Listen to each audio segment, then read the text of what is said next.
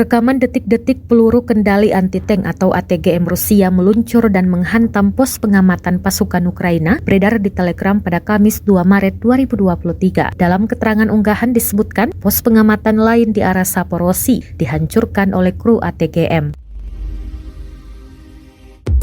Drone merekam ATGM diluncurkan dari jarak jauh. Bangunan yang dijadikan pos pengamatan seketika hancur. Selain di Saporosi, pasukan militer Presiden Rusia Vladimir Putin melancarkan serangan berdarah selama berbulan-bulan untuk merebut Bakhmut, kota tambang garam, dan Gipsum di timur Ukraina yang kini telah menjadi kota hantu.